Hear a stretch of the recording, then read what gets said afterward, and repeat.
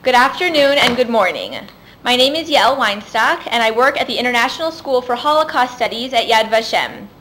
We are pleased to welcome you from Israel's Ministry of Foreign Affairs to this video conference as part of the ITF Chair Project. I want to welcome Dr. Cywinski, Director of the Auschwitz-Birkenau State Museum, who will be enlightening us today with an insightful lecture. I also want to welcome members of the Auschwitz-Birkenau State Museum staff, Rafael Pioro, Deputy Director, Magdalena Tabak, Dr. Setkiewicz, Head of Research, Dr. Lachendro, and Alicia Bialeka. I would like to welcome Tomasz Kukal, representing the Fundamental Rights Unit of the Director General Justice of the European Commission. He is joined by colleagues from other Directorates General, particularly those who are dealing with issues of remembrance and projects combating anti-Semitism. Ms. Catherine Lewis joins us from Kennesaw University in the United States, and Mr. Dennis Romberg of Villa Ten Hompel in Germany. We are pleased to be joined by faculty, students, and staff from these institutions as well. I also want to welcome staff members of Yad Vashem and Yad Mordechai who are joining us here in Israel. We are here as part of the International Task Force Chair Project hosted this year by the State of Israel. We are pleased to welcome Dr. Cywinski to present on the topic of preservation and marking of sites. Born in Poland, Dr. Cywinski graduated from the University of Humanities in Strasbourg, the Catholic University of Lublin, and holds a PhD from the Institute of History at the Polish Academy of Sciences. In 2006, Dr. Cywinski assumed the position of Director of the Auschwitz-Birkenau State Museum, which he continues to hold today. We are truly honored to be able to hear from him. After Dr. Cywinski speaks, we will open the forum for discussion and questions. Again, thank you for joining us. Dr. Cywinski. Thank you very much. Does everybody hear me enough good? Yes. It's okay? Yes. Thank you very much. So I want just to start with a number of visitors in the authentic place of Auschwitz and Birkenau. And I will start with a few numbers, if you permit me. The number is really increasing. It's something very, very strange because all the 90s, the numbers of visitors was around 400,000–500,000 a year, approximately a half of them from Poland and a half from abroad. And in 2000 we got 400,000 visitors. Now, 10 years after, in 2010, we will have around 1,400,000. So the increasing is more than 3 times in 1 decade. It shows really clearly that this site becomes, let's say, really a symbol of the entity of the history of the Shoah and of the history of the concentration camps. We observe that not only about the number of the visitors, but about the geography of the visitors. In the 90s, after the falling of the communism, mainly people was coming from, of course, Poland, of course, some country of the Western Europe, Germany, France at the beginning, Belgium, from Israel, from the United States, and slowly from Canada. In the last 90s, there was a new arrival of the Central Europe, from Czech Republic, from Slovakia, from some other countries, and from the Southern Europe, from Italy at the beginning, after in the 2000s from Spain.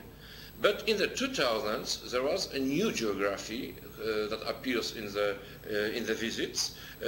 Some geographies who had nothing to do with this part of the Second World War, with this part of our history of Europe, with the Shoah, with the Holocaust. For example, last year we've got around 45,000, I think, visitors from Israel, and near 40,000 from Southern Korea.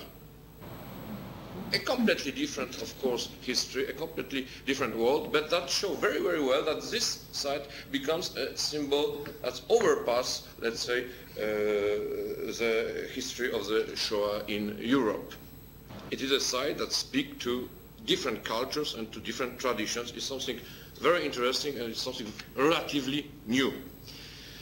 The majority of those people who are coming to see Auschwitz are young people, around 60–65%. They are coming with groups. They are coming in some educational programs. Those programs are completely different from different countries, from different traditions, different communities. But in general, the majority of our visitors come to the place of Auschwitz and of Birkenau in some educational program. That means that they have already a knowledge. This knowledge sometimes is very poor, of course, but sometimes it's more developed. And this is something very important, because as you know, you can understand only what, or you can see only what you know a little bit. Huh?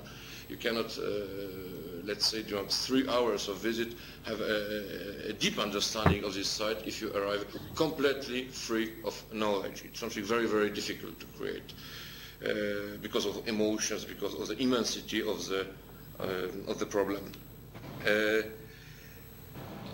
But what is interesting, those people are coming to see Auschwitz even if before they are going through other museums, through I don't know, United States Holocaust Memorial Museum, or through Yad Vashem, through Paris, through Berlin, through Tokyo, through many, many others, Los Angeles. That means that after the moment that they have acquired a knowledge in some other institutions, they want to see the authentic place.